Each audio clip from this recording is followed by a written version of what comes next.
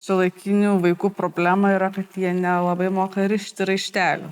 Tai nors jie galbūt ir tvirčiau prisitvirtintų prie kojos, labai svarbu, kad batas būtų kūno dalis, kad jis būtų kuo artimesnis pėdai, tai turi būti kuo stipriau pritvirtintas prie pėdos. Tai labiausiai vaikai mėgsta lipdukus ir užtrauktukus, bet yra galimybės ir pasirinkimai su boa, su varstuku.